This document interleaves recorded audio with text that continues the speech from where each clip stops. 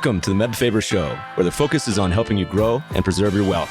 Join us as we discuss the craft of investing and uncover new and profitable ideas, all to help you grow wealthier and wiser. Better investing starts here.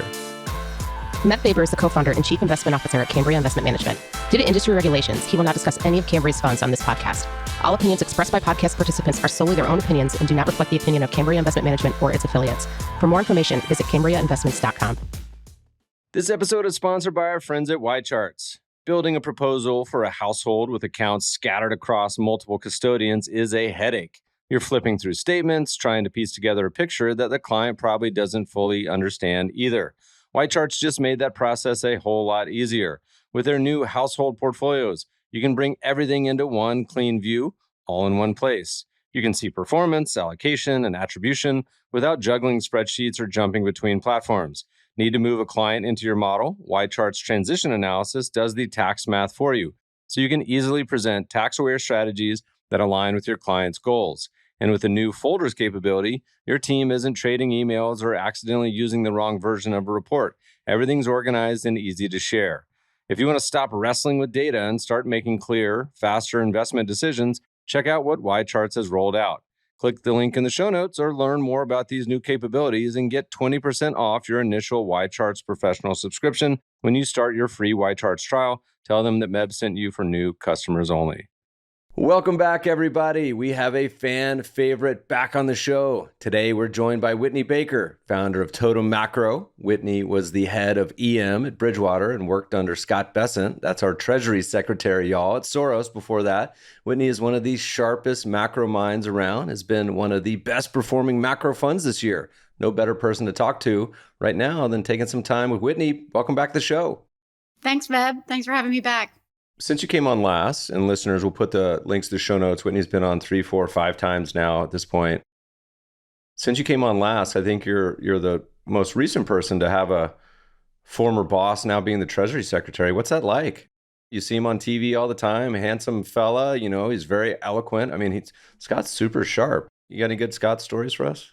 It's kind of a trip because you're just used to being seeing him very casual, being very casual, just shooting about macro or whatever's going on in the markets. And, he's really taking on a lot of different hats in this administration. Ostensibly Treasury Secretary, but he's sort of out there doing a lot of the negotiations and stuff like that. But yeah, it's just kind of a weird context switch.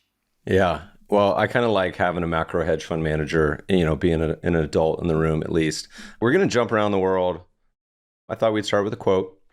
And this is a quote of yours. It says, "No one is coming to save the market. And this time, if they try, it will only create a currency spiral. Pavlovian buy the dip investor conditioning worked because money printing bailed out every dip. That's over for now. And that's a huge deal." Want to tell us what you meant by that? So it's an interesting one because, we've always talked, even on all of our last conversations, we've talked about this issue of fundamentally, what is the key ingredient to create a bubble like this? And it's always an inappropriate amount of money printing. This money printing that outpaces the economy means that you end up with more flows going into financial markets, and therefore this disconnect between, let's say, market caps to GDP or asset values in general, PE multiples, stuff like that. And that's true. That remains true.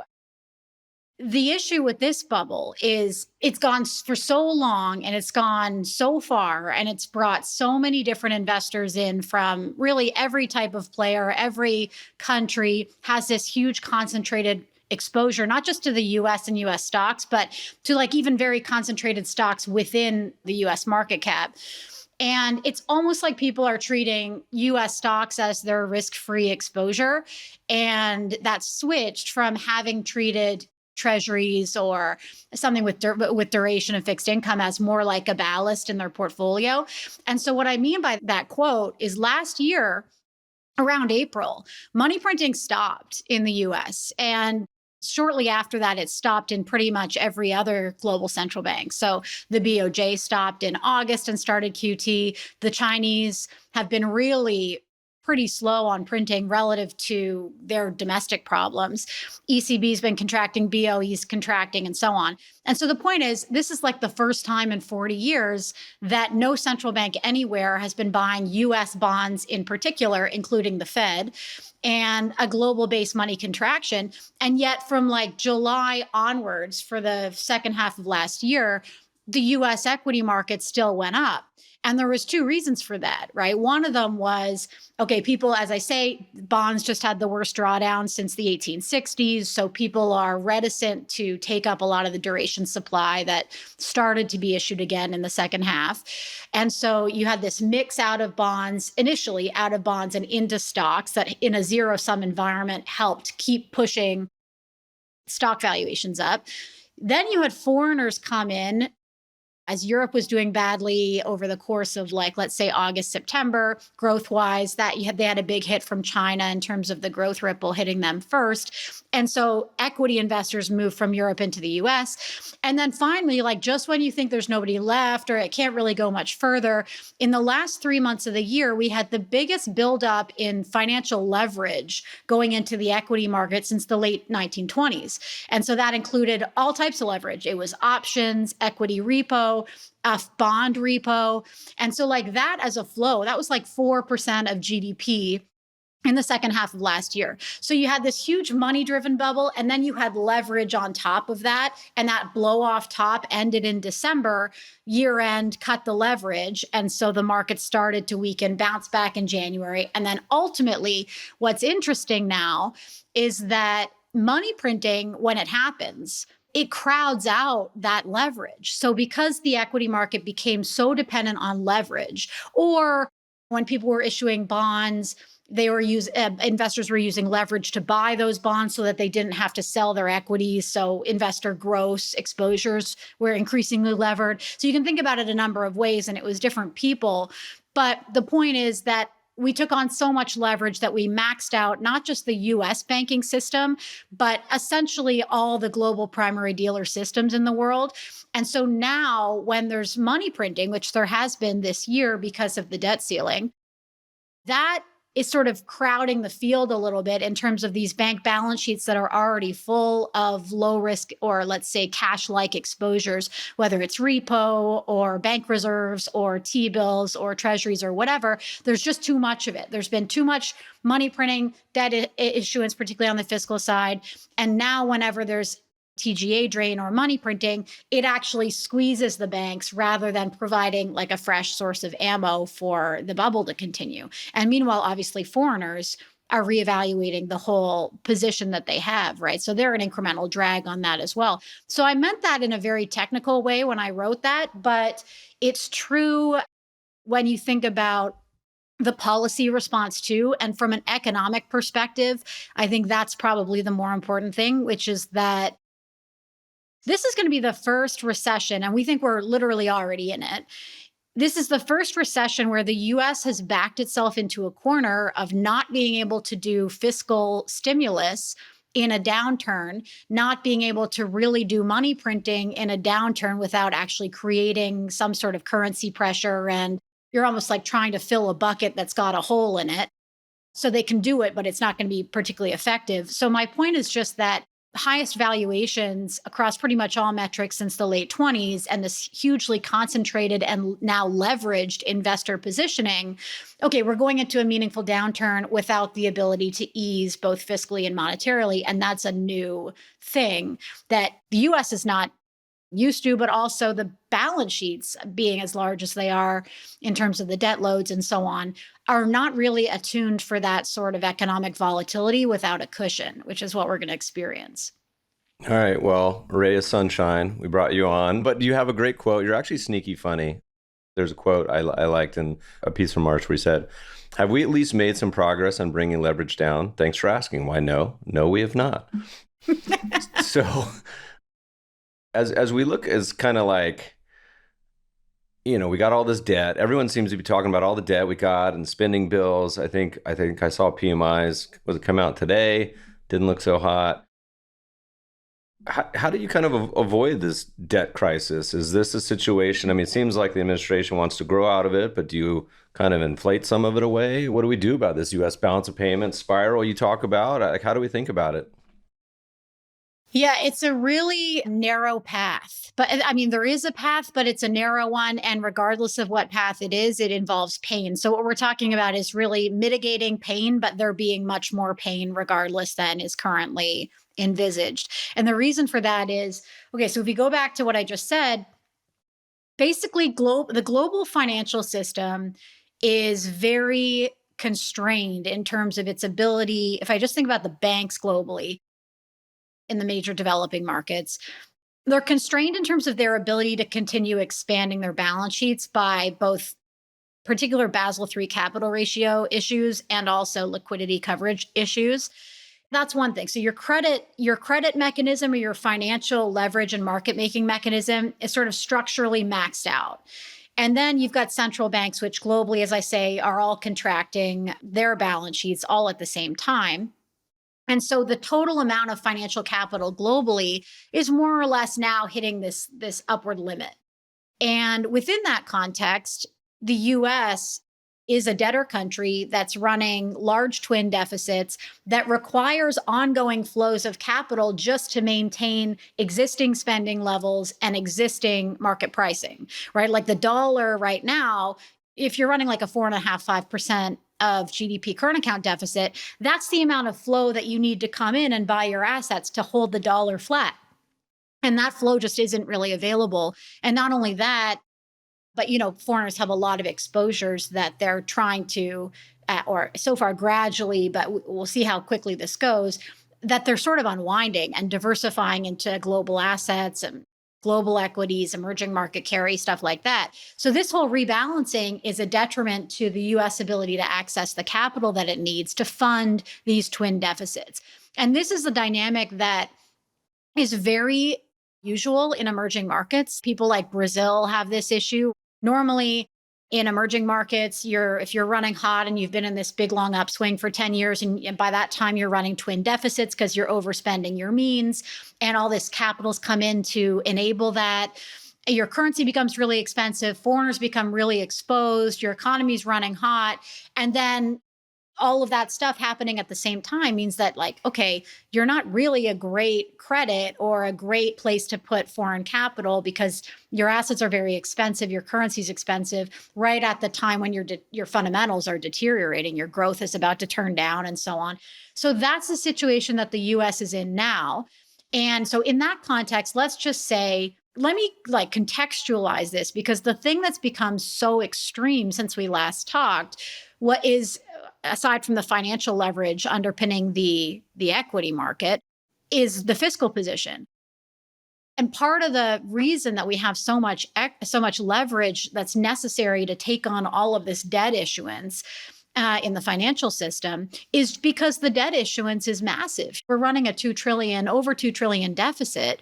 And the thing that's different versus the past is that in the past, it was almost automatically financing, in a way, the current account deficit, because Americans would spend on goods. Maybe they'd source debt domestically. They'd use that debt to buy foreign goods. The foreigners would have the dollars, and then they'd put those dollars back into US bonds or deposits or equities or whatever, right? Some sort of investment flow.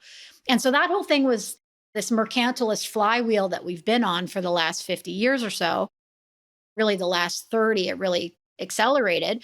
But the problem is that those countries, when they take those surpluses and they recycle them abroad, in order to accumulate reserves in that way, you're basically printing. So they were doing QE for the last 20, 30 years as a way to keep their currencies suppressed. But instead of buying domestic assets, they were buying US assets. And the point I'm going to make here is that back then, the US fiscal deficit was maybe a third of the total global current account surplus. Like, if you just look at how much surplus dollars are available in the world to recycle into the US bond market, there was ample.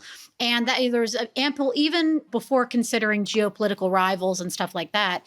Today, the deficit, because of how big it is, and this whole issue of having basically done a fiscal stimulus at the top of the cycle, so we can't now do it in the recession because we've already done it and we've already financed it sort of to this extreme degree. Now, the US deficit alone is the equivalent of like the entire GDP of Brazil or Italy or Canada. It's like you're spending you're overspending the entire output of a country of 150 million people just fiscally. And so I take that and I compare it to the current account surpluses available to come back in, even if they wanted to, which they don't. But let's say they did. The fiscal deficit's about 3 times bigger than the current account surpluses available from basically all of the surplus countries except for China, who I think, it's a fair assumption that as our geostrategic main rival now, they're reassessing whether it's wise to keep holding this much US exposure, and they're moving into gold. And that whole thing is just a very difficult problem. Like you just have a huge borrowing need, a domestic financial balance sheet limit that's been hit. And so there'll be things like capital relief, like Basel III standards will be watered down and stuff like that to try to give a little bit more flex domestically for the banking system to expand. And if we get a deflationary recession of some kind, then the constraints on easing and printing and all of that stuff start to go away. But obviously, you need to have a meaningfully deflationary recession for that constraint to be lifted in terms of the Fed being able to ease and print. So the way that this goes well, to sort of circle back to your question, and by well, I mean like the least economically painful, and probably at this point, the least overall pain for the asset markets would be in that like slightly, let's say global capital sort of zero sum, US capital's access to, available capital is a little bit less than zero sum, slightly negative sum because people are rebalancing out of the US and into global assets. So you got this capital limit and it's fairly zero sum dynamic. Within that, you basically need people to come out of their equity positions and that flow to go into the bond market and bring down term yields. And so you really need the pie, it's like fixed pie now, and you need it to shift out of equities and into bonds.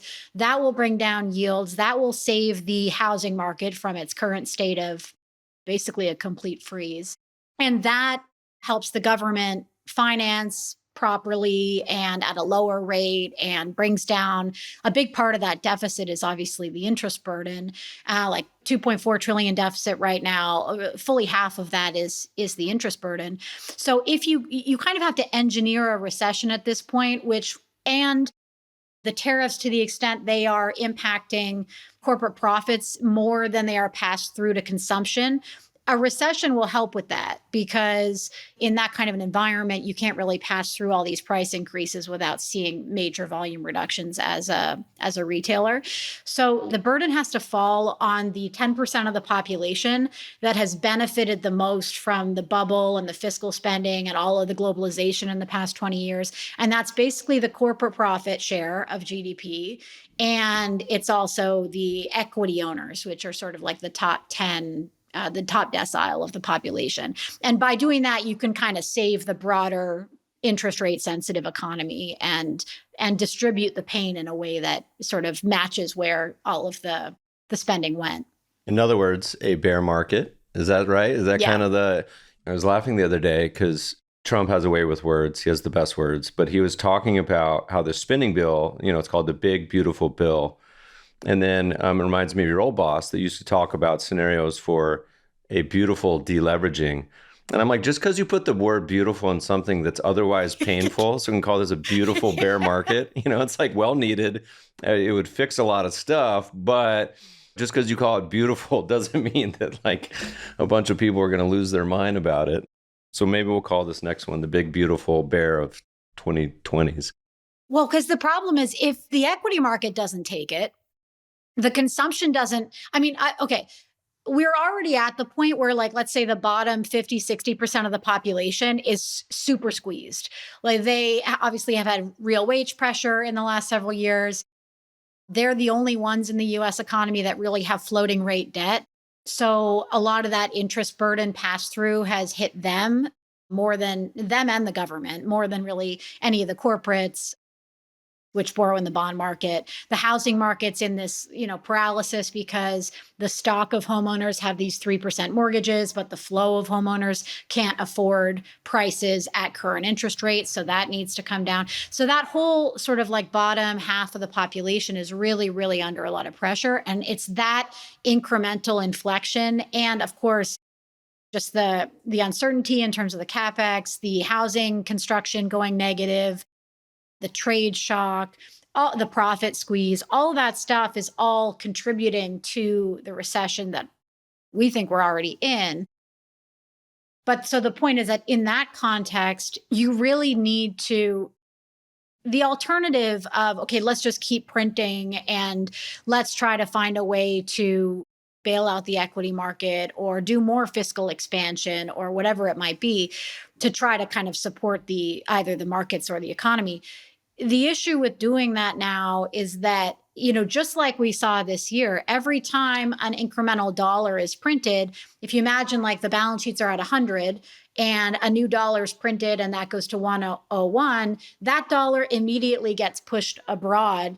There's a bunch of technical reasons we don't need to go into, but basically to make space for all of this repo lending, the US banking system has moved a lot of the bank reserves at the Fed onto the balance sheets of foreign banks. So now every time a new reserve is printed, those foreign banks go, okay, that's cool. Like I'll take my money back home.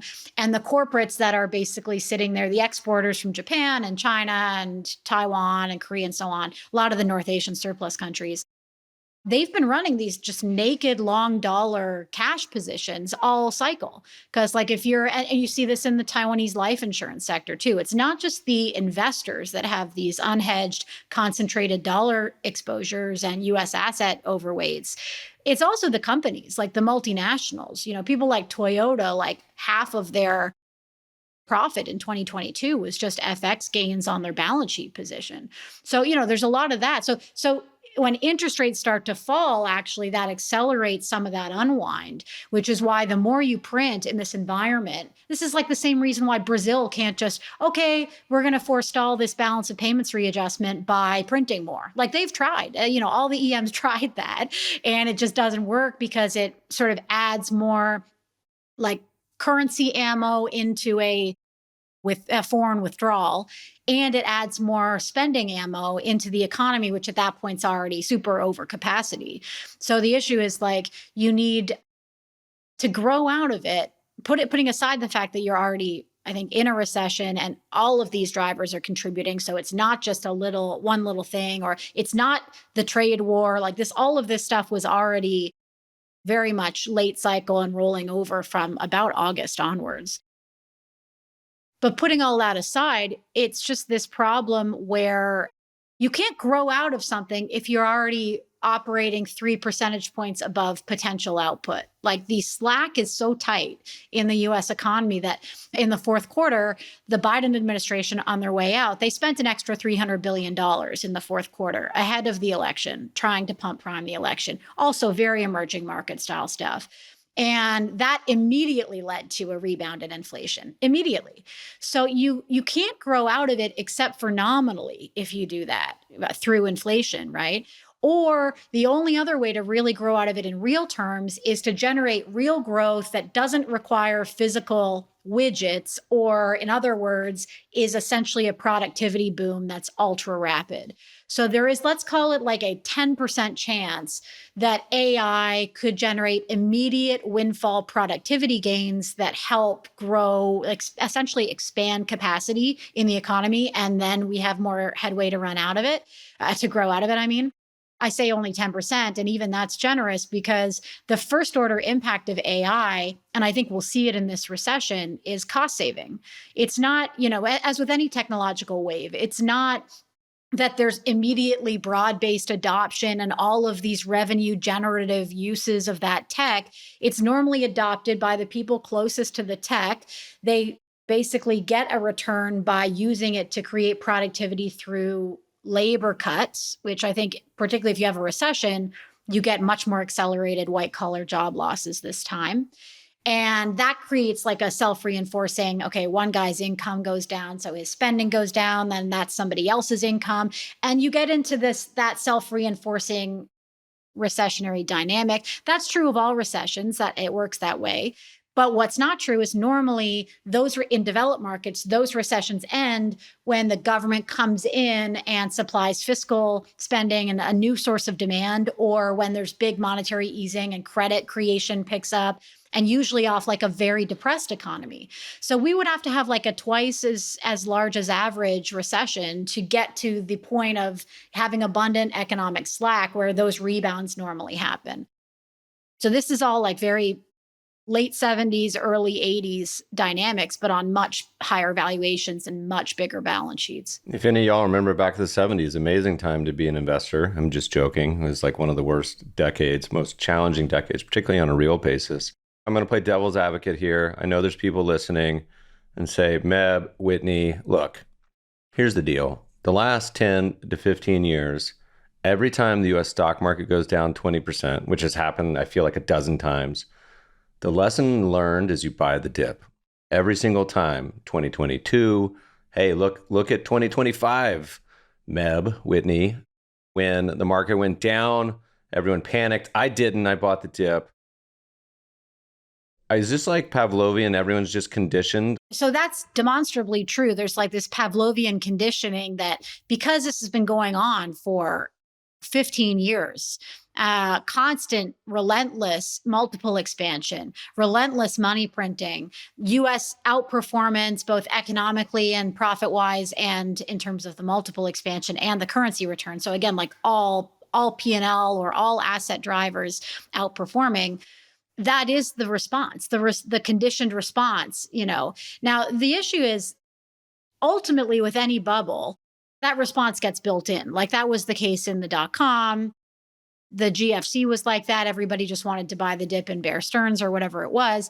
And so that's the known kind of response. The problem is bubbles like this, where multiples are so expensive, assets are so dislocated from what normally drives them in more rational times and so on, that will go until it hits a wall. And that wall was hit in December. And then basically again in like February 19th or whatever it was, the local top this year. And that's it. People will keep putting as much in until there's no more essentially money and credit that's able to be created to then create new flows. So particularly the last quarter of 2024, it was very clear that was unsustainable in the same way. Like if you remember Archegos, what did they do? They basically took out a load of debt. They cornered a set of assets, and their own flow pushed that market up. Now, whenever you have an asset rising and it's debt on the other side, it's not really wealth. It's sort of paper wealth because ultimately the debt gets constrained. You can't obviously take on more and more debt relative to your asset base or relative to your income forever. And so ultimately that flow will hit a wall and then it will stop. And just the absence of new flow means that the price will collapse back to where it was when you started your levered buying, which is exactly what's happened so far year to date. It's just basically undone the leverage that was taken on in the fourth quarter. So the point is, up to now, there's always been some ability to reduce cash positions more, or foreign markets allocating even more across different player types. There was a large surplus post-COVID. The reason this bubble extended was there was a huge boom in consumer goods, fiscally financed, as we have talked about in the past. This fiscal print and spend, consumers buy a lot of goods. The Asians have a load of surplus. They put that back into the US, and it just extended the whole thing. 2022, okay, money starts contracting, money's feeding the bubble. Okay, bubble collapses. But then what happens? Well, there's basically a fake banking crisis, or what they interpreted to be a banking crisis, in early 2023. And then the Fed does 500 billion more printing and kickstarts the whole thing again. So that's the issue, is there's always been, and the regulators enable it, right? Or the policymakers, because there's always been more fiscal spending and there's always been more money printing to support that fiscal spending, which always creates excess flow that can go into assets. And after the 2022 rate hikes, basically all of that incremental flow went into equities instead of bonds because obviously bonds had this huge drawdown and everyone was pretty bearish on prospects for rates coming down for a long time. So now we're just out of money. It's like everybody's put like globally, cash positions across all investor types have never been this low since the 60s. The leverage, as I say, gross leverage in the speculative players, the allocations of all foreign real money to the US, like you can go across country and across player type. It even got to a point where basically Brazilians were financing a carry trade into US assets financed with real, like just like unprecedented things have happened, right? And so that's the financial side of like why buy the dip ultimately ends in any bubble. It will go until it hits the maximum possible amount of flow that can go in. It will always be retail doing it at the end, and then it will stop and that price will gap down. From an economic perspective, we've already talked about the constraints to more money printing and more fiscal spending. And so you don't have that lever this time. And then of course, like the foreigners are selling because they're actually like at this cyclically depressed part of their cycles, because when rates went up in 2022, they all have floating rate debt. Their companies do, their governments are more immune than the US government was. So they didn't have this fiscal expansion like the US had. They've been doing fiscal austerity. They've had rate hikes going through on their consumers and on their corporates.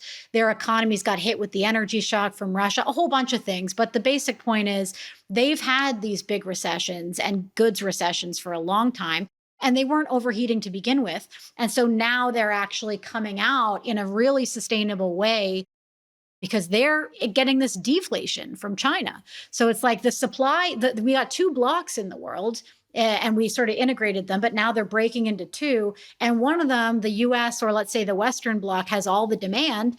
And the other one, let's call that like the Chinese or East Asian bloc or China plus friends or whatever, that's where all the supply is. So you got this huge deflation over there, and you have structural inflationary pressure over here, not least because of the currency, but also because of how hot the economy is and the level it's coming off of. And so, it's just it's a whole confluence of economic problems, currency problems, flow issues, an inability to support or bail out from a printing and spending perspective, because we've already done so much of it that we've saturated the entire financial system. And at the same time, like genuinely, the fundamentals of other markets are improving off a very low base and with like very cheap assets, even relative to that low base. So literally the opposite of where the US is. All right, listeners, Whitney says buy the dip. Just kidding. The Reddit traders are going to save us, maybe. It's funny. We're kind of working on a book that looks at stock markets really since the origins back to the East India companies in the early 17th century. And it's crazy to read through so many of these and feel so many rhymes in history just over and over and over again on some of the problems and how things play out. So listeners, we'll post an economic history reading list. I feel like I've read almost economic history book at this point over the years, but I posted this on Twitter a few weeks back and got a ton of responses that I had never heard of before. Just last night, I was reading one that's a beautiful book. It's called The Art of the Market. And I've never heard of this book. I don't know anyone that's ever mentioned this book. It was written by Bob Tamarkin in 1999. But it takes you back to the 1600s, but also the majority of the book is the art from stock certificates. So it's really cool because it'll talk about the railroads and Walt Disney and on, and kind of through the art, we'll talk about kind of the various bubbles throughout time and what's happened. It's got a whopping 14 reviews on Amazon, so I may have to buy them all used at this point. But anyway, that's my reading recommendation for today. It's very interesting that you brought that up. And also you mentioned in the sense of the sort of repeating dynamics of all of these economic phenomena. And then previously you brought up the point about Ray, and like Ray saying that generally, if you have a lot of debt, you want to try to engineer a beautiful deleveraging, which just means you're holding your debt flat and you're growing into that so that debt shrinks relative to GDP. And ideally, in that case, you can kind of have a real growth-driven expansion rather than inflation. But even if you have a little bit of inflation, you'll erode the real value of that debt, and it still basically works out better than at these balance sheet sizes than trying to have an abrupt, deleveraging, which would be problematic. But the other thing, so this time, what we basically need is a beautiful, balance of payments rebalancing. And again, this comes back to the equity market, because I don't know if we talked about this before, but I've definitely, I feel like I've said this a lot, which is if you go back to like 2007, the US, and all, like as a great power, reserve currency, whatever, hegemonic power center, however you want to think about it, those countries become that way. The Dutch became that way. The British became that. Then the US took over and so on, because they're great. They first have a technology, they have manufacturing capability, they run surpluses. People want to basically do business with them to gain access to the tech. But the point is that sort of reserve currency cycle and arc is something that happens in a pretty timeless, and repeating fashion, but it just takes like 200 years to play out. And we don't have a lot of, either muscle memory about how things like that work. We've never done it before in a fiat system, other than when the UK basically, ceded global control to the US during the World Wars. And there was a lot of printing going on back then. But generally speaking, it's not like a smooth, easy transition that happens. And it's coming back to the equity market. Of the amount that the US owes on net after everything that, the US owns a bunch of global assets, but netting all that out, the US used to owe the world about 10% of GDP on net in 2007. And that number is now about 88% of GDP. So, it's like 78% of US GDP of, all this financing coming in. And that roughly checks out because it's, it's like 15 years on average, 3% current account deficit. So it's like going to look like that. But of that delta, of that 78 points, 40 of it is equities. So normally, and with all these questions about, is the dollar going to lose its reserve currency status? Are the Chinese going to sell the treasuries? It doesn't matter what they sell. If foreigners even take their money out of US cash markets, that's a problem, because it puts a cash asset back onto the US bank system balance sheet, squeezes a repo asset, squeezes the bonds, then squeezes the stocks. It doesn't matter what they sell. But the point is, you've got like 78 points now of GDP of like basically mostly unhedged, uncurrency hedged, new exposures to the US. Like more than every dollar of global capital coming into the US for 15 years straight, more than half of it unhedged. Most of that delta is the equity market. That's about 40 points of GDP.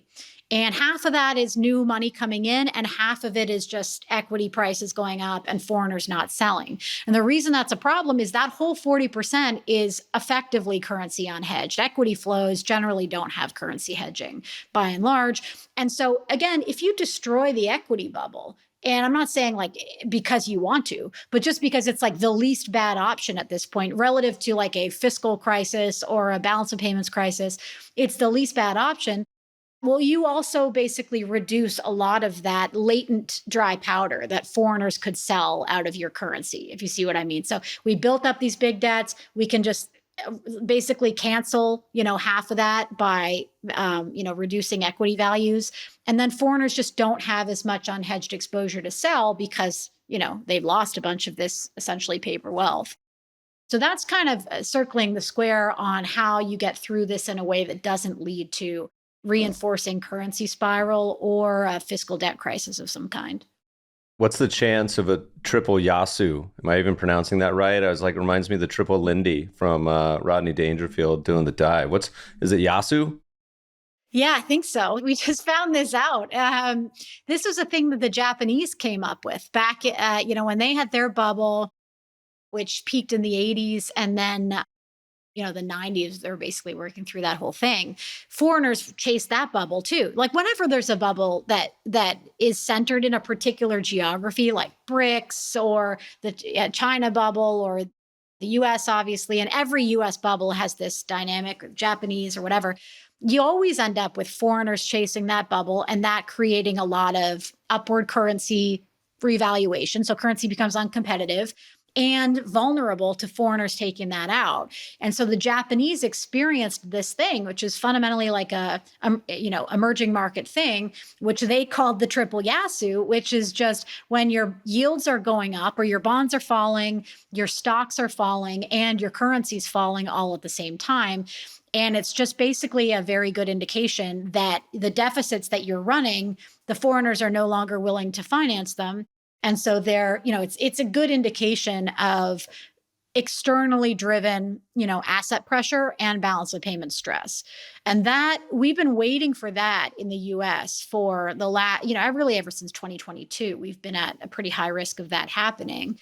But, Yellen prevented that. As soon as it started to happen, she then switched to issuing the deficit in T-bills. So she removed all this duration supply out of the market, which helped stabilize the long end in 2022 and 2023. But nevertheless, we've been at risk of that. And the first month when that happened, it was March. So this is another good indicator that we're at this limit of how much global capital we can draw in, how much domestic debt accumulation and money printing we can do. And the fact that you're basically seeing, this combination of, dollar down 9% this year, yields really flat, but kind of in this, V shape, and stocks down, or stocks having peaked in February. Like March was the first month that there was what the Japanese coined the Triple Yasu in the US. And we've been waiting for that for a long time. That's a big problem. That's you have to basically, whatever you're doing, you need to stop doing that, or you need to find a way to, prevent that from carrying on, because that can turn into a self-reinforcing loop very quickly. I actually just received a book in the mail. Listeners, feel free to keep sending us presents. We love it. We got a book from an author, and this is another book I'd never read or heard of. And we'll post the link in the show notes because I want to get the title exactly right. But it was about the theme park bubble in Japan, which I had never really heard of. And so we'll post it in the show note links, listeners. But it's funny because, Japan held the crown for largest stock market in the world in the 80s. And I think people are always like, yeah, they use this Japan as if it's this one-off example. But you're like, no, you can go back through history so many times where it's not always some tiny country that goes through these boom busts, but very often some of the biggest as well. I mean, we've spent this entire podcast, I feel like people are listening like, oh my God, Whitney is so bearish, but the reality is we spent most of the last few podcasts talking about ex-US stocks, particularly emerging markets. So let's talk about what does look good. Are you guys just loaded the boat in Poland and Colombia? I mean, what's doing so great this year? But it's one of listeners. I've been saying this on Twitter and I keep getting ratioed every time.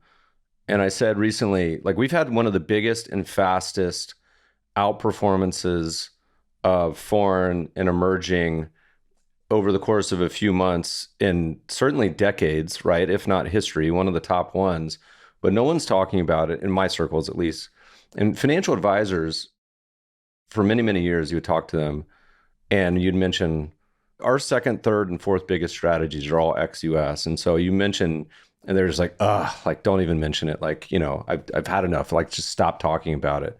And you see results, stat after stat about how people are all in on US stocks. And so I posted on Twitter, I was like, I'm curious, are any advisors starting to hear in your meetings? Because we know that flows love to chase performance, particularly in shifts. And said, is anyone having these meetings where investors are coming up to them being like, hey, why don't we own more foreign? Or why don't we own more emerging markets?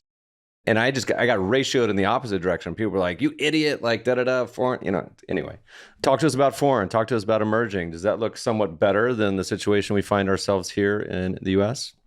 Yeah, and they're not unrelated either. So what we do specifically is we short things that have had these very long, very bullish situations with lots of flow, lots of economic growth, profit expansion, everything going right for a long time. And once that's got to a very extreme place, and you can see that basically the markets, like now in the US, the markets have this sort of backward looking conditioning where they'll keep buying the dip and the assets up here, even though everything that drives it has already turned down, and in a synchronized way. There's like a dislocation there that you can monetize if you can pinpoint when the flows are going to hit the wall. So we've done that well in the US and in North Asian markets like Taiwan and Japan, where they had similar dynamics to the US in terms of big equity bubbles, also property bubbles, lots of foreign flow coming in. And then actually, the interesting thing about emerging markets, aside from North Asia, let's say, so the ones you're talking about, Eastern Europe, Latin America, South Africa, these sorts of places, some in Southeast Asia. The thing about those markets is that they have been on their ass for such a long time, right? Which is why you get the reaction that you're getting. Like everybody wants to buy the US dip and everybody still thinks like Colombia is terrible. And that's just where we are the switch hasn't really lasted long enough for people to change their expectations and mindset. And I don't think there's a real understanding or recognition that across the board, US exceptionalism, whether we're talking assets and the bubble or the economy from a cyclical perspective, or the secular position that the US is in terms of like actually this sort of rise and fall of empires type of dynamic. All those things are inflecting here. There's like a fulcrum point.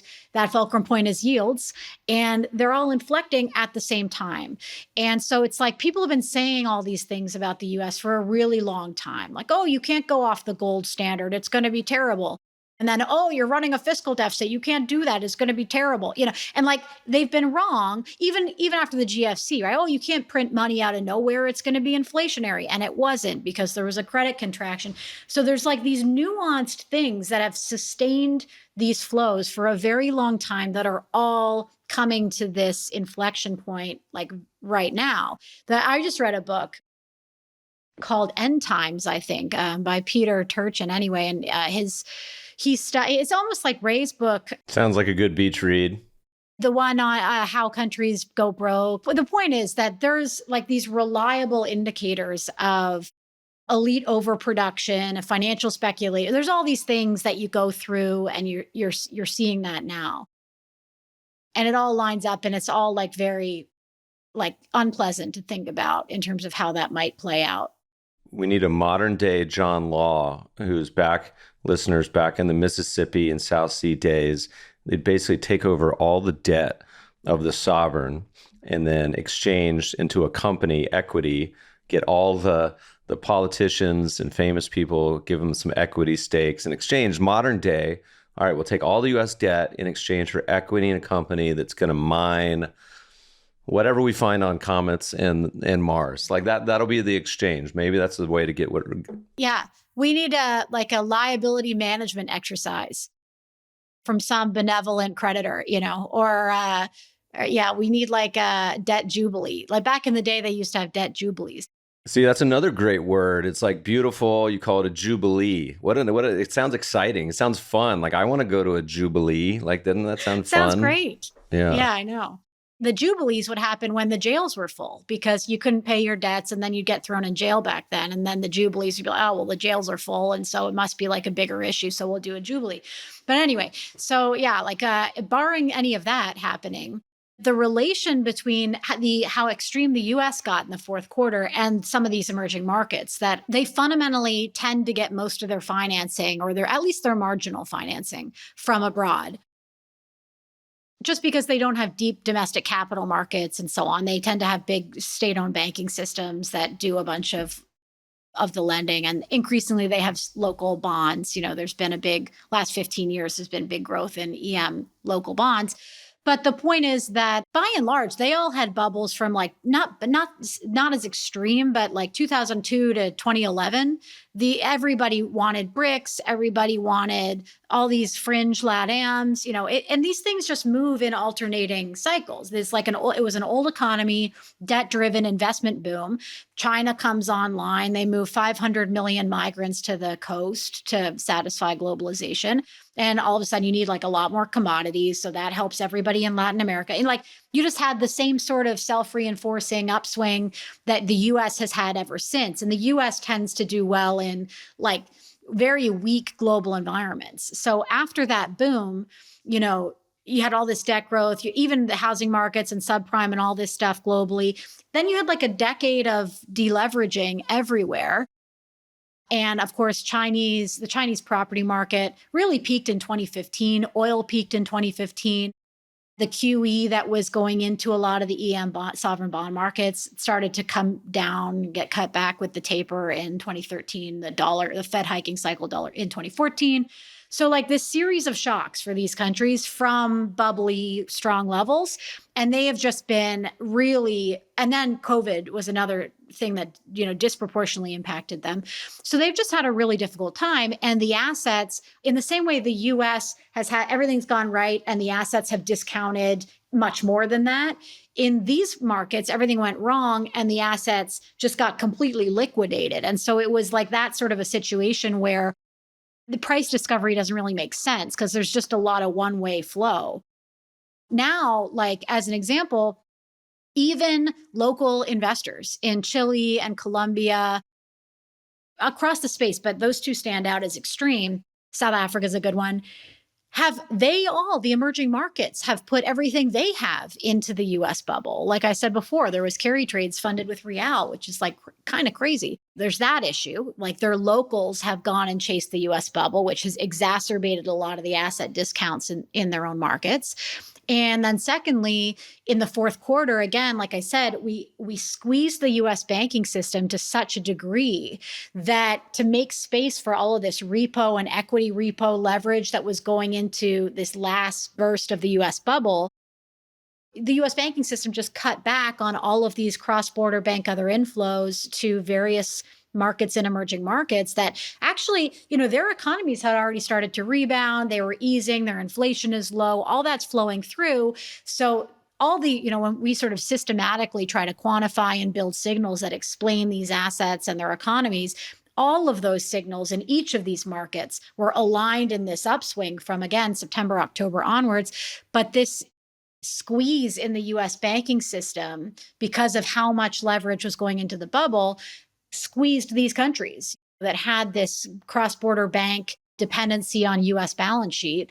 And so the assets got crushed. So this year, it's been like, we've made money on the shorts, but also the longs. Like we've made money on like 85% of our trades just because in both cases, these dislocations got so extreme that even just the flow stopping led to these, snapbacks, if you want to think about it that way. Listeners, if you haven't paid attention, which most likely you haven't because no one pays attention to foreign markets anymore, I mean, you can do a laundry list of countries and stock markets where you look prior to this year had gone nowhere for 5, 10, 15, 20, in some cases 30 years. And this is total returns, including dividends. And those are the kind of my favorite setups. Like I love seeing things that are forgotten, hated, and starting to be in an uptrend. You guys have heard me say that sort of ad nauseum over the years. And to borrow a phrase from my buddy, Steve Sugarud, cheap hated in an uptrend. And you look at a lot of these countries around the world now, a lot of these long forgotten names that are up 10, 20, 30 percentage points very quickly.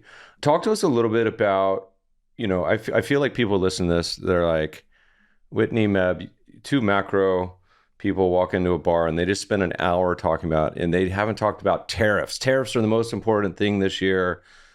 I think what you would start to say, I don't know, maybe what I would say is that a lot of these gigantic forces were already in place, kind of secular coming into this year. And also very quickly, you blink, the US dollar's down against like majority of the pairs, like a lot of stuff like 10% this year, more ish, right? Talk to us a little bit about those two factors, currencies, and also, tariffs. Firstly, I completely agree. Like everything that was going on this year, the cyclical inflection point, the asset, the kind of hitting the wall in terms of the leverage that could be taken on, that all of that stuff was already completely in the pipes before anything to do with Liberation Day or tariffs or whatever. The interesting thing is increasingly when I'm looking at the markets, there's a lot of narratives of which like the noise around the tariffs is like just overwhelming, right? So there's a lot of noise and there's a lot of narratives about what's driving things. The reality is that that squeeze in the US system, and then the foreign withdrawal of that capital, and then the crowding out from incremental US money printing, it started basically February 5th and it accelerated into the end of March. Now, for regulatory reasons, those foreign banks who have been holding a lot of the US assets to give the US banks more space to finance the bubble, those guys have to take that flow back in March. The Japanese have their fiscal year end then. Other globally systemic banks have quarter ends and different reporting requirements. So they pulled a lot of that capital back. So it was sort of like a Wile E. Coyote moment. If you remember the cartoon, where going into April, the assets were just sort of like there was this big air pocket because the capital that had supported them had gone back. For the listeners, Wile E. Coyote, the Roadrunner cartoon where he runs off the cliff but still running. So running in midair right before falling too. Until he realizes it. Yeah, it's like it's not real until it's conscious. You know? So that was April. And it was like, okay, Trump happens to announce the Liberation Day stuff on April 2nd amidst that complete air pocket. And so that's why you had that immediate crunch. And then, lo and behold, like April 15th, which is tax day, all this money goes back into the Treasury general accounts. The Fed basically money printing contracts. It alleviates this squeeze, and then the market bounces back. So it's interesting to me because I literally see this stuff working through the pipes on a day by day, week by week basis. And this is how you know that we are at this absolute limit, and it's fluctuations in this limit that are really driving the price action. And there's these narratives being attached to that. So anyway, so I think too much is made of the tariffs and their impact, and in terms of at least the market action. In terms of the economic impact, it's kind of a different story. Globalization and immigration are two things that are very advantageous to corporate profits, have been hugely, enormously helpful to the corporate profit margin going from 6% of GDP to 13% of GDP. Corporate profits as a share of GDP, I mean. And all of that is because you're able to basically get cheaper costs. And because of all the consumer debt growth at home, it's like US workers didn't really notice. Their lifestyle continued, but it was just financed with debt instead of wages. And okay, so that left us in a situation where we're very reliant on China for almost all manufacturing, or the components of all manufacturing. And so I think the issue here is it's not so much like, who's going to make t-shirts and, Nike's factories in Vietnam or whatever it is.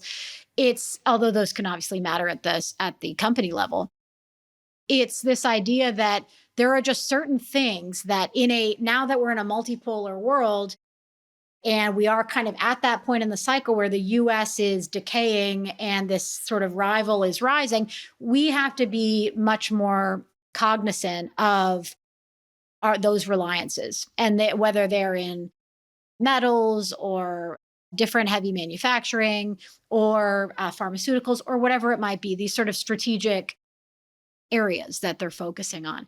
So I think that's really the motivating factor, is trying to make sure that if we get into some sort of a hot war, that there is at least some industrial base to help sort of the Western cause, if you see what I mean.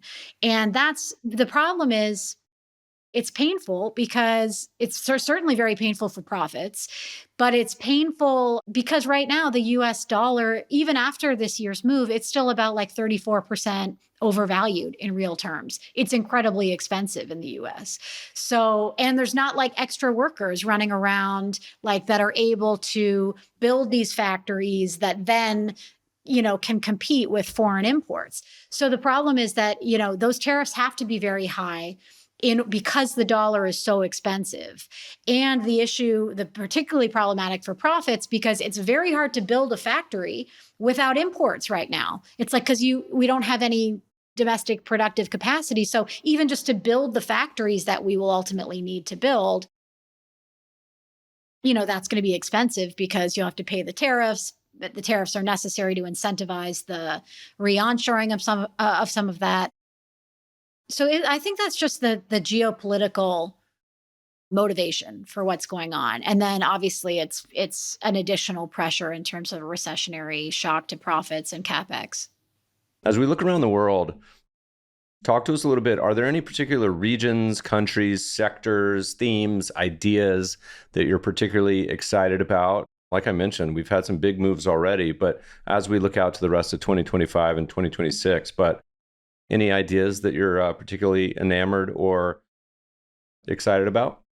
Just on that point, a lot of that, not a lot, maybe half of that relative performance is currency return. And you should expect that going forward, right? So this is the issue when like one asset is super overowned and concentrated and the currency is on hedge and you have all these negatives at the same time. This is how currency valuations work. Like they're very cyclical and they're driven by these flows in and out. And so, as I say, dollar is something like 34% overvalued in real terms. Even just to get back, let's say the average cycle is 10 years or something, and you tend to get to the other extreme by the end of that. But let's say you get to neutral over 5 years. Okay, so you're going to get something like 6% drag every year in global currency terms from the currency alone in the US. So, and that's putting aside things like the profit pressures in the US, the inflation constraint, which is uniquely a US thing because the US is really the only economy operating super hot. You got the fiscal drag, which is a US thing. So there's all these different flows that from an economic and asset level will contribute to that underperformance. And I think it's like we're just in a new cycle. There's just every cycle is driven by different things. Some of them are more old economy / real assets. Some of them are more, okay, it's like a bad cyclical environment or a deleveraging, and these like zero rate secular growth assets like tech do well. And those always obviously favor the US disproportionately. So there's all these different drivers of what makes different cycles basically drive their own asset outperformance. But so from my perspective, we're just going into one of those cycles in the rest of the world where it's like, okay, there's like I said, there's a huge capex boom from like 2002 to 2011. Oil investment extended till 2014, 15. But other than that, pretty much everything real has been in a state of basically deleveraging and like a investment down cycle, fixed investment down cycle, whether it's commodities or housing supply or, manufacturing investment, like any number of things, right?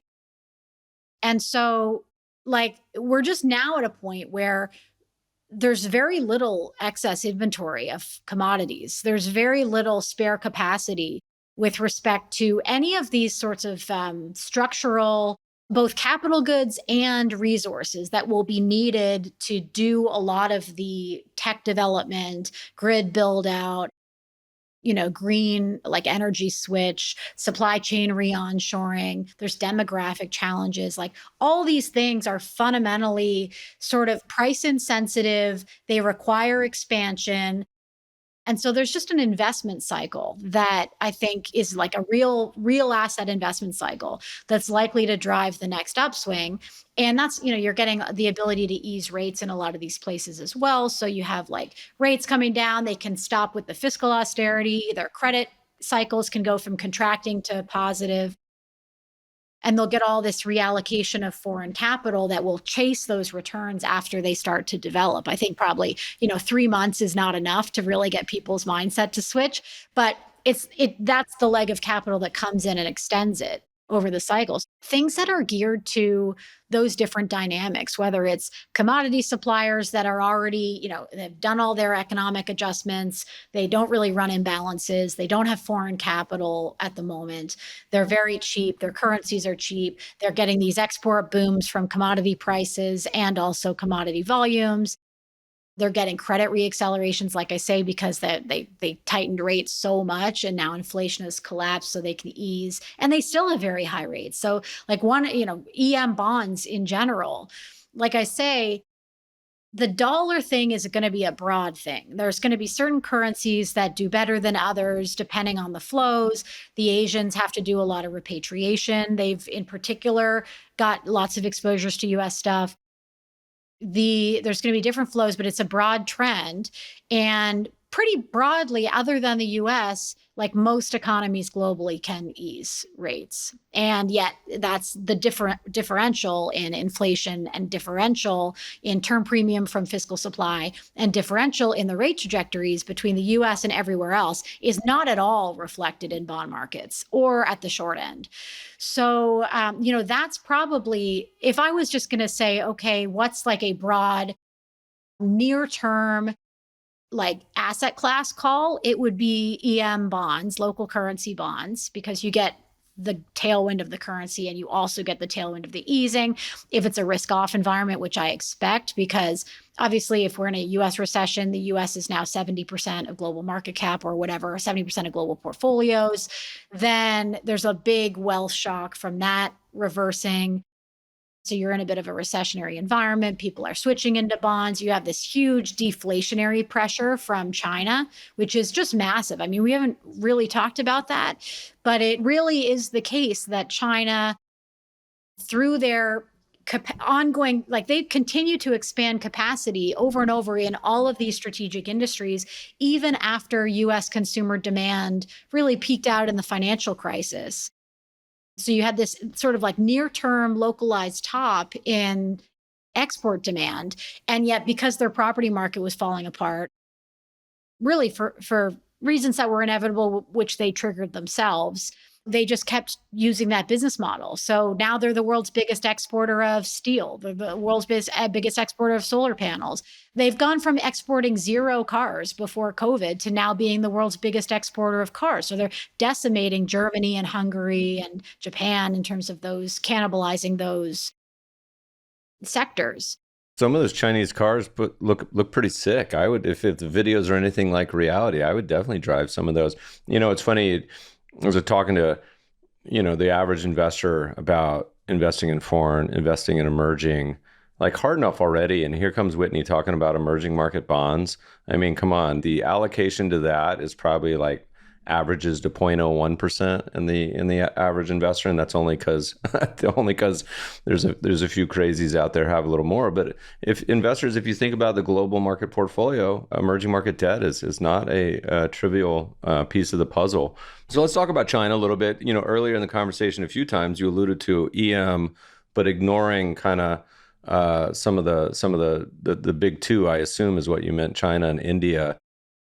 How do you think about those countries? They have such a massive percentage of the EM kind of opportunity set. Are you interested? Are you not interested? Let me come back to that because I realized I didn't answer your question on diversification. So let me just round that point out, which is just that I've given you like some broad thoughts about the next cycle, and who knows like how that actually intersects with the nonlinearity of AI and all the implications of the pace of tech development.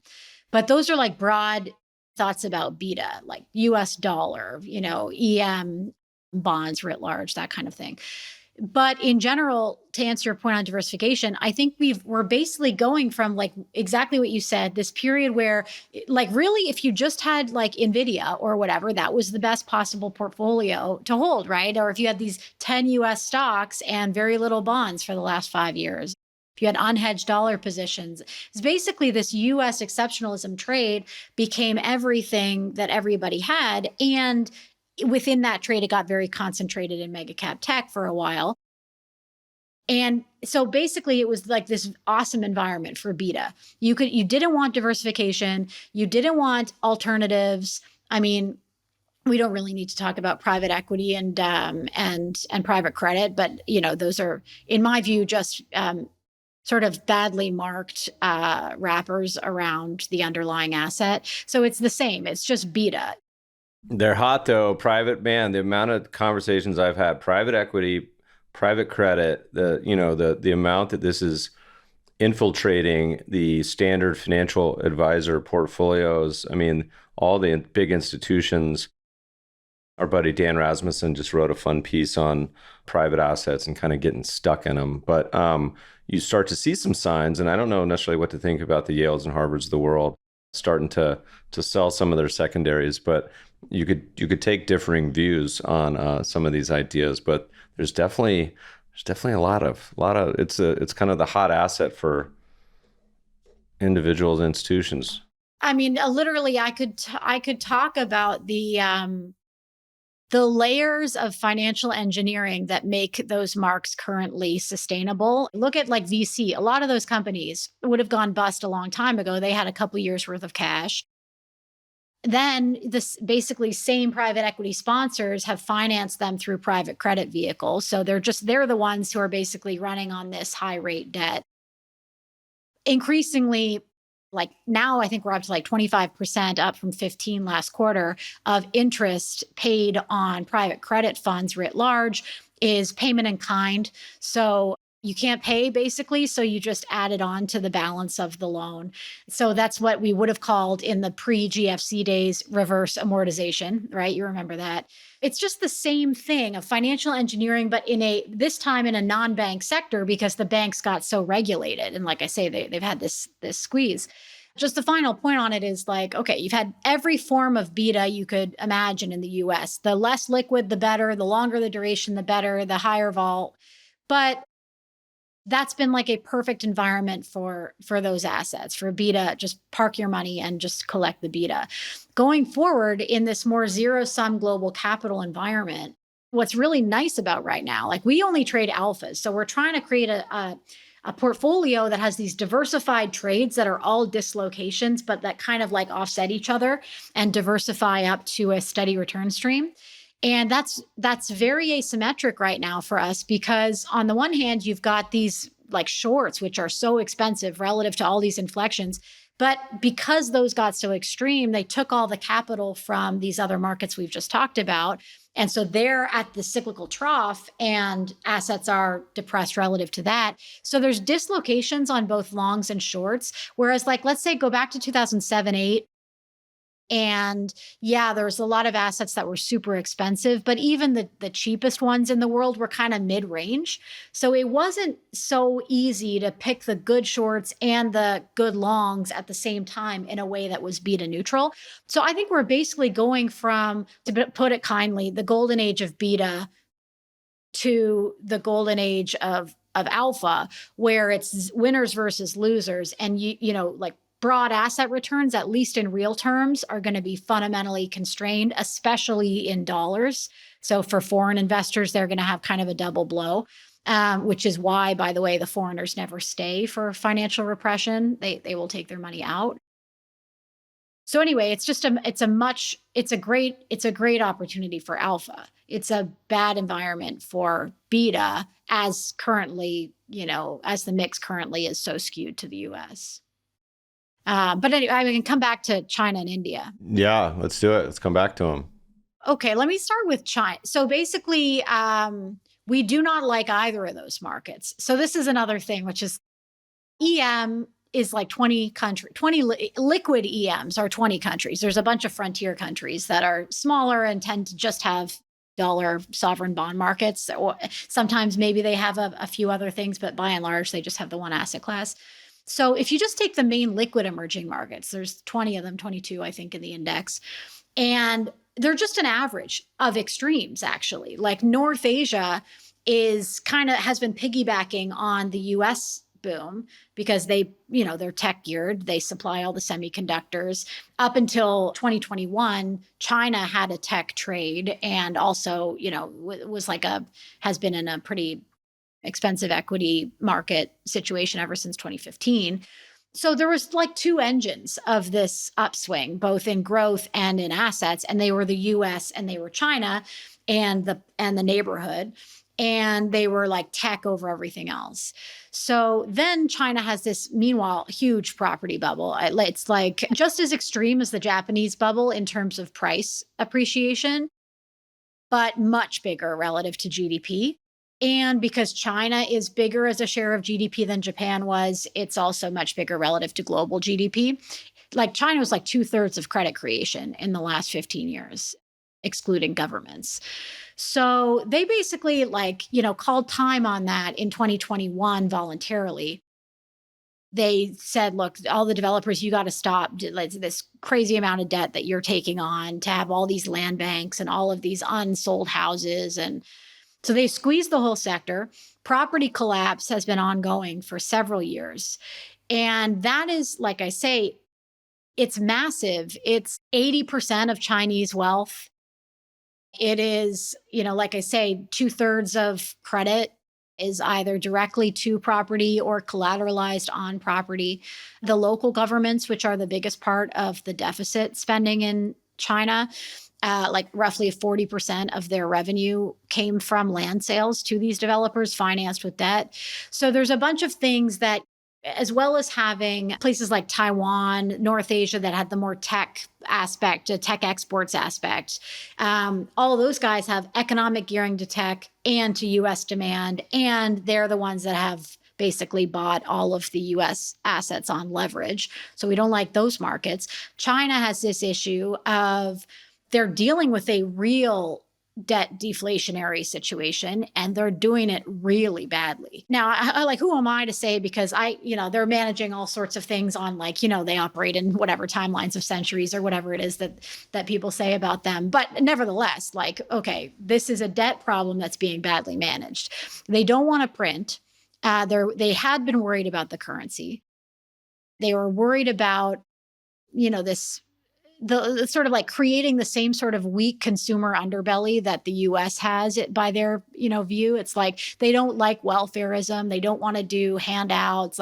They very much have wanted to prioritize growing the industrial capacity side of things, dominating these strategic future industries as a way to both offset the property collapse and because it's geostrategically valuable to knock out all of Germany's heavy manufacturing, as an example. So they're balancing these different levers. And then they've had post-COVID, a lot of tailwinds on the export side of the economy because firstly, they built out so much capacity, but secondly, because governments everywhere did so much fiscal stimulus that demand in the West, obviously for goods, surged. So China had a huge tailwind from that.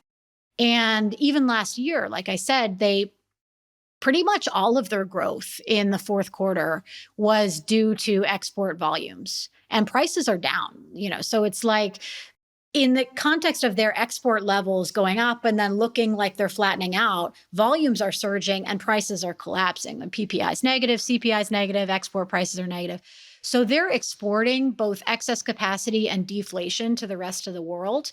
Now, the problem is, and this goes back again to Ray's point about beautiful deleveragings. What that requires, if your debt's going down and you don't want to go into a downward deleveraging spiral where debts are falling, which makes asset prices fall, which makes spending fall, and that combo makes debt come down more. And then you get into this Minsky style financial deleveraging that's nominally negative.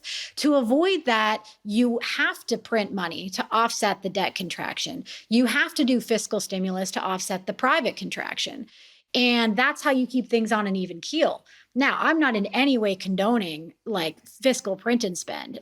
From my perspective, it would have been better if we never embarked on any of the fiat experiment. But you got to consider where we are, right? We're at a place where there's 300% debt to GDP in the private sector in China, 2/3 of it collateralized on property's collapsing. Okay, there's a real credit crunch in the private sector, and there's a real deflationary impetus because domestic demand is going down because of that, while at the same time they've built all this capacity and they're chucking that differential into the global marketplace. So anyway, that is needless to say, not good for Chinese corporate profitability or the cyclical outlook or margins or nominal pricing power, any of that stuff. And anyway, so that's China. I mean, it's just a very tricky situation in terms of managing that without doing much more stimulus. And not to mention, you just start to add some geopolitical events in play. Who knows with Taiwan and everything else going on? My goodness. Well, and then India is sort of where everybody has been hiding, right? And it's interesting because, like I say, there's 22 countries in EM, but people pretty much, when they think about it, they think about China, India, maybe Brazil. They used to think about Russia. And then there's a bunch of these smaller countries. And actually, that's because those smaller countries are so inconsequential to people. That's, where a lot of the better opportunities are now. So this is if you're massive size endowment or something like that, it's going to be very difficult to get a lot of exposure to alpha generation in those markets. But so people basically go between, if you're like a real big money investor, you think about, okay, do I want Chinese exposure? Do I want Indian exposure? And the two tend to alternate because, what you'll see is there's waves of, okay, we're going into China's doing stimulus. Oh, look, Jack Ma's alive. They just like wheeled him out and tech is going up again. So let's do that. And then they'll go into that. And oh, there's going to be a trade deal, whatever narratives, are assigned to it. And in the context of up until recently, there was not a lot of flow coming into EM funds in general. They've got a bunch of assets, but not a lot of new flow until like the last few weeks. And so it was a zero sum situation there too, where if somebody wanted more Chinese overweight, everyone was structurally overweight India, they had to reduce the India overweight. And so those two markets have been seesawing. So there's that issue. Putting that aside, because let's say, even if we get foreign inflows into EM bond funds, that practically works for EM equities the same way as QE does, in the sense that it removes, like, somebody else is holding your bond duration supply on their balance sheet. So now there's actually a bunch of cash in your market that's circulating into other assets like stocks.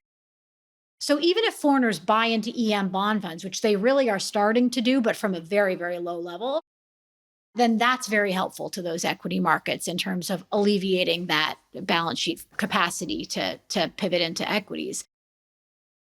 But anyway, that's only the actual equity inflows have only just started, and they probably won't sustain under the world that I'm imagining.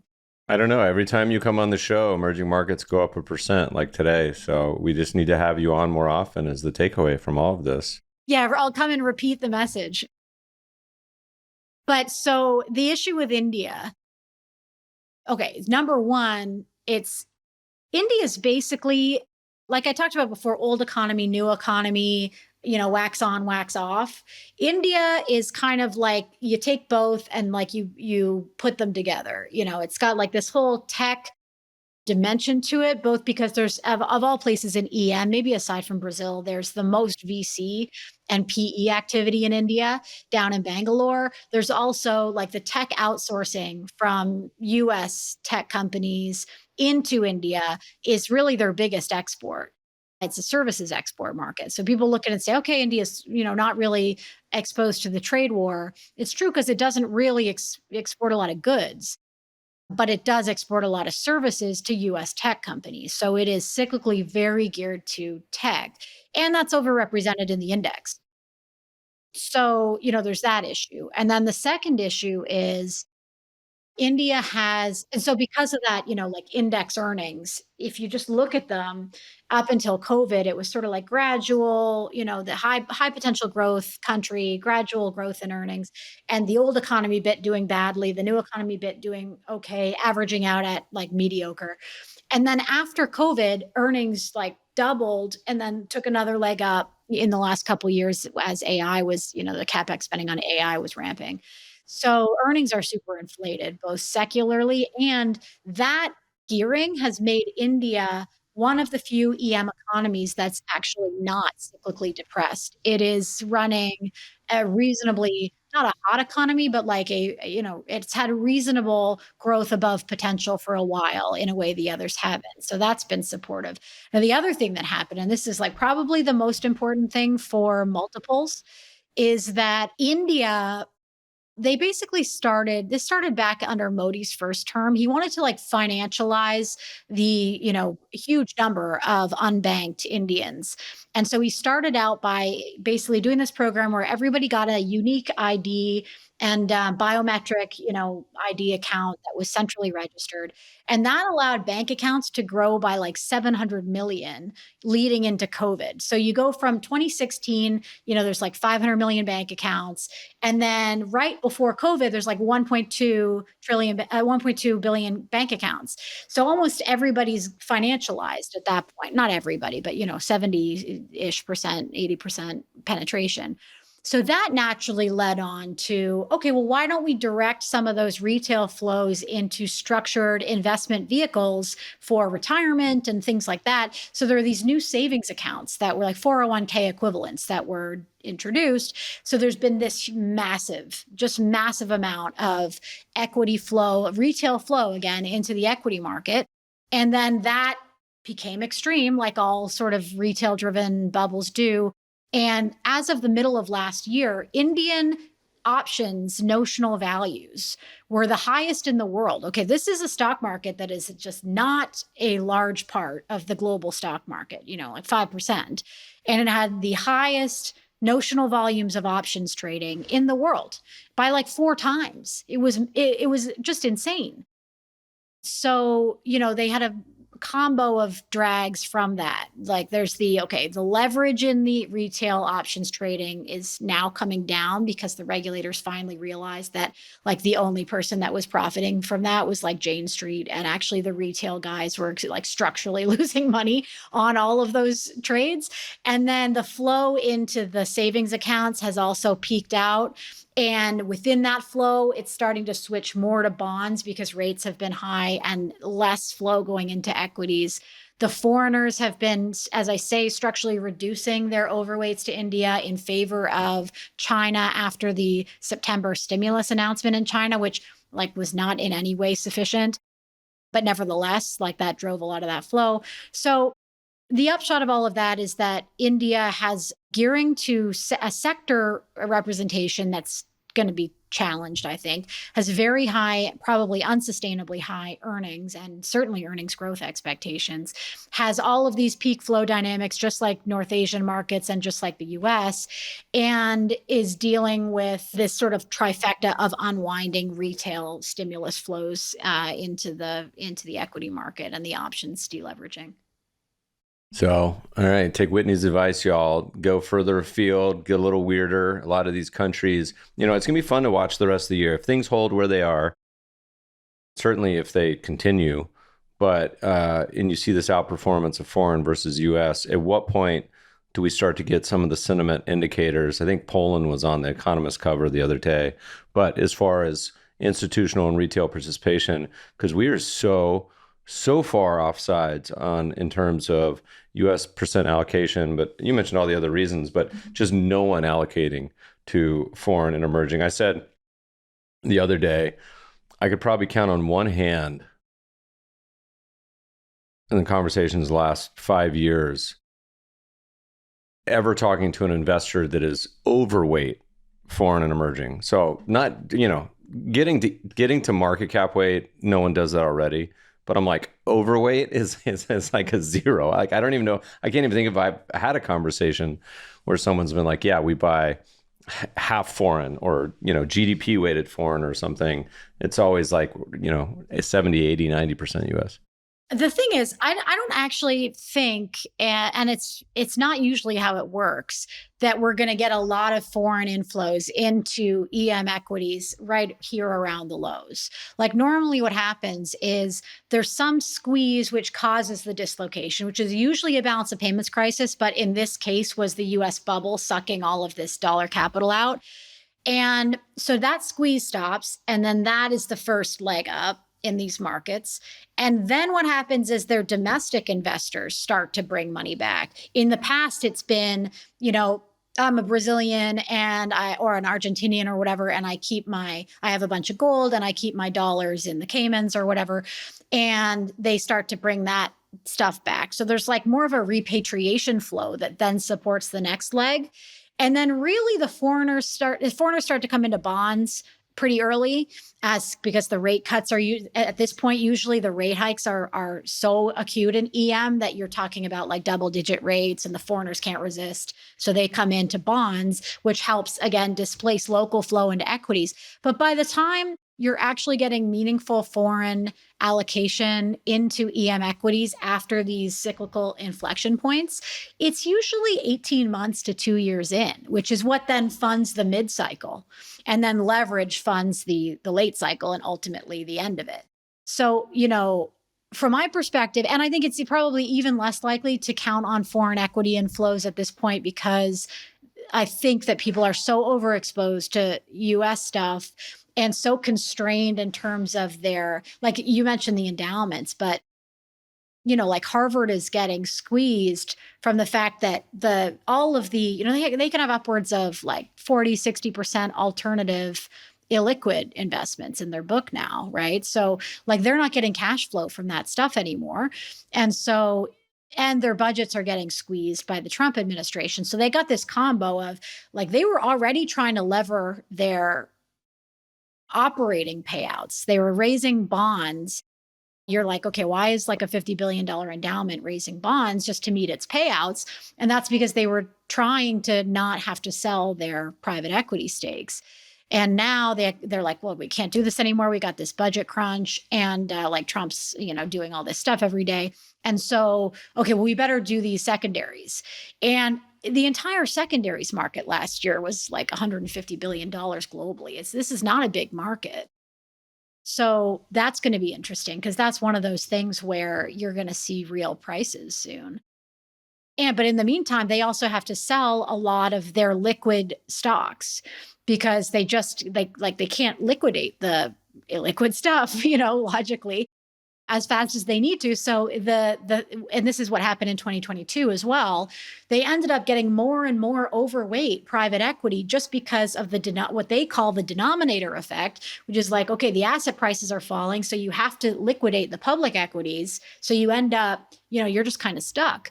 So I think you get that issue across a whole host of US real money investors.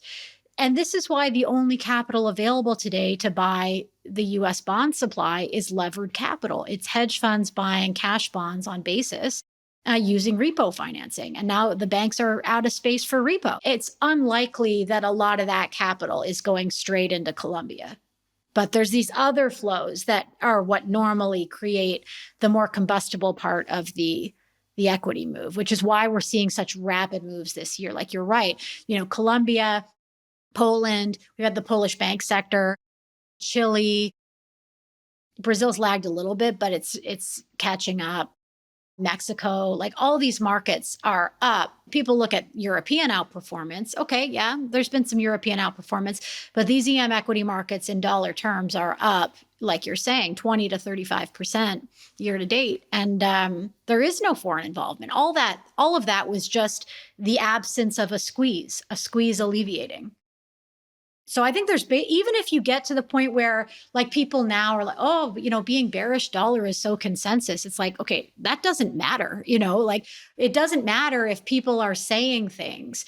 What matters is what they've actually done. And people have not sold their dollar exposure in anything like the size that they naturally would do in any normal cyclical handover to a new cyclical expansion elsewhere. Like you would expect that you would see a lot of dollar selling and a lot of rotation, just like you had after the dot-com bubble ended. You had this in the 70s, of course, like the depeg from gold after the Nifty bubble in the 60s. Like every U.S. bubble corresponds with a very high overvalued dollar, a lot of foreign inflow, and then they all, end because of that inflow going away. So I think there's, a lot of like bid ask between what people are talking, what people are saying, which changes, week to week based on whatever the prevailing narrative is and what the flows and balance sheet positioning actually looks like. You briefly mentioned gold, which is interesting because it's up around 3,400 last year. I think it was last year. I said this is the first time in history that I can find that gold and U.S. stocks were both up 25%. And I said, listeners, you know what that means? And everyone's like, what? And I was like, I have no idea. I have no idea what this means. Just pointing this out. But here we are. It looks like silver's catching up a little bit. Never know quite how to think about gold. But it's, as a trend follower, near all-time highs. So I think there's a structural role for gold at all times in every portfolio because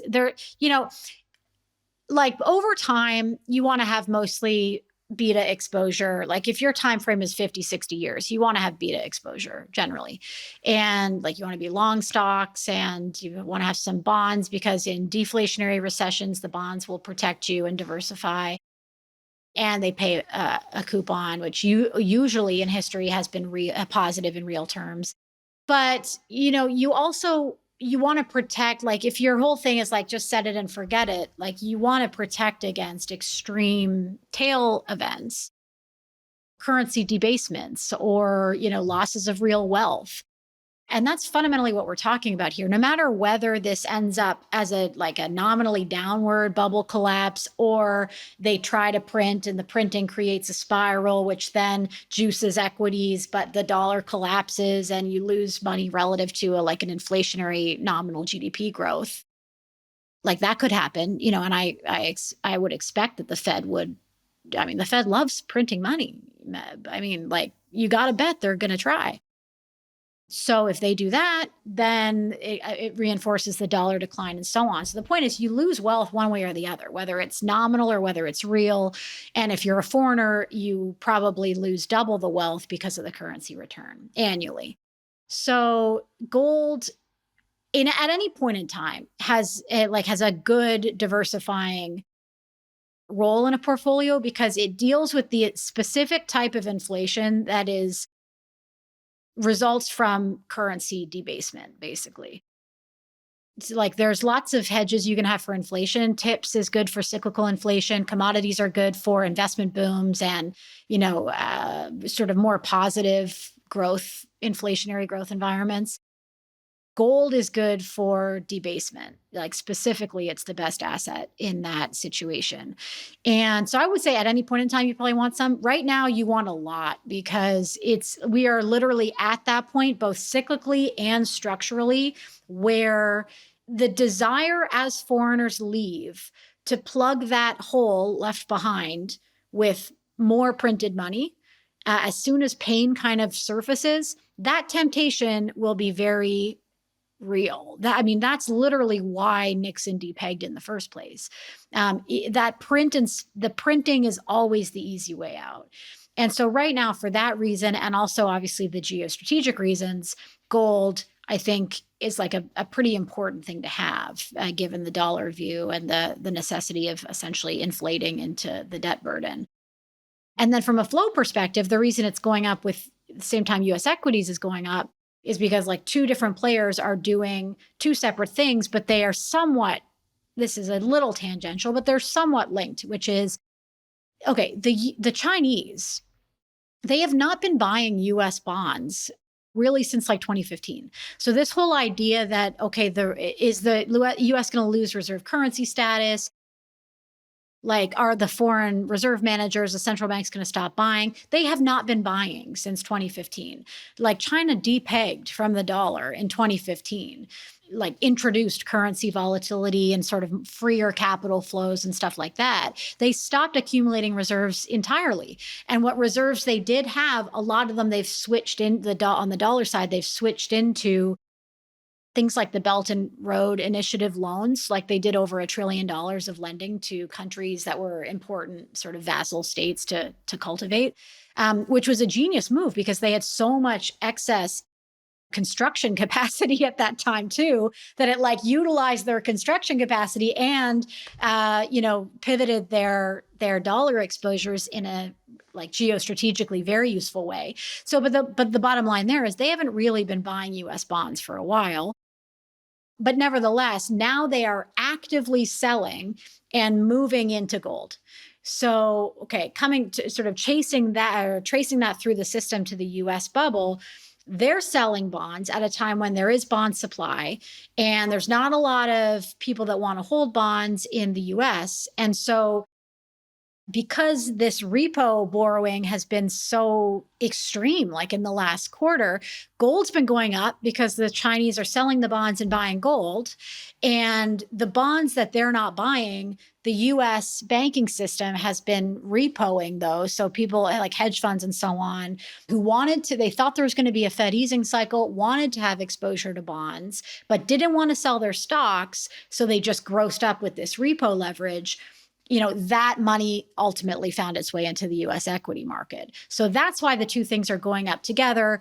They're not directly linked, but to the extent the Chinese selling of bonds and buying of gold has exacerbated that leverage requirement in the US, there's a link there. But it's the Chinese mainly buying gold.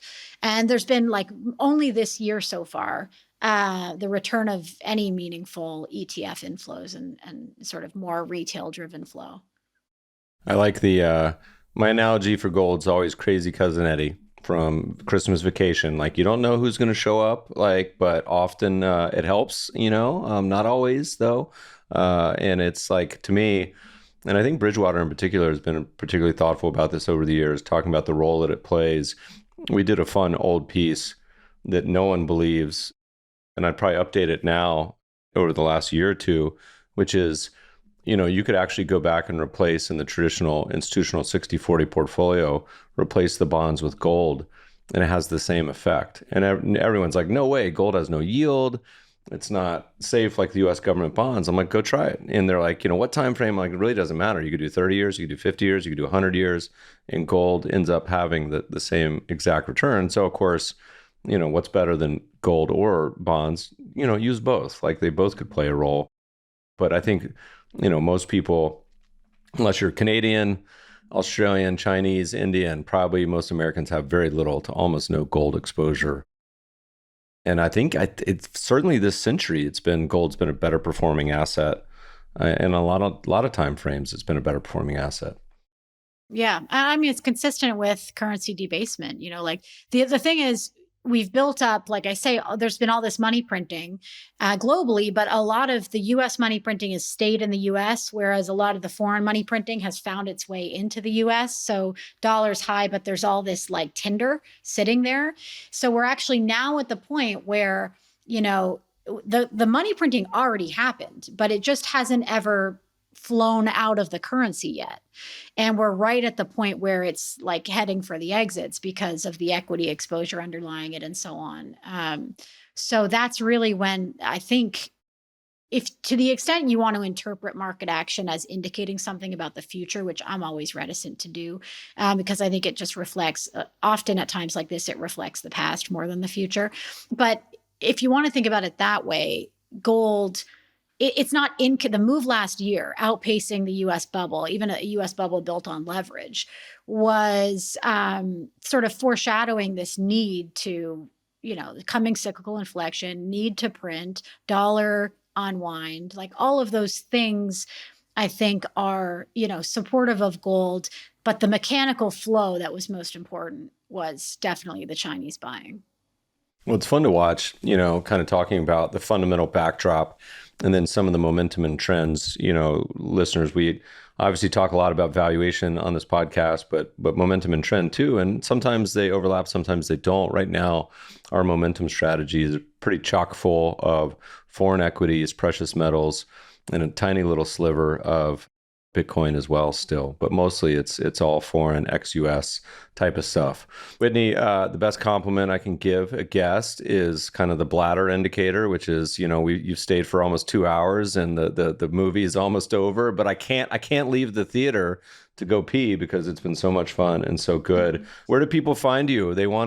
Listeners, you're a qualified investor. And if you're not, you probably don't know what that means. But if you are, Whitney's Fund, still open for business. But people want to find more information about you, where to go, what's the best places? Yeah, well, the best thing is if you just shoot us an email at info@totemmacro.com. I'm on Twitter. I'm on there sometimes. When I am, I usually just kind of make some arcane financial flow comment or observation. But if you're into that, you can find that there or LinkedIn or whatever. But just shoot us an email. And some of the best charts and tables in all of macro. Whitney, thanks so much for joining us today.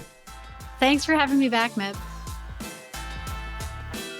Podcast listeners will post show notes to today's conversation at mebfaber.com/podcast. If you love the show, if you hate it, shoot us feedback at themebfabershow.com. We love to read the reviews. Please review us on iTunes and subscribe to the show anywhere good podcasts are found. Thanks for listening, friends, and good investing.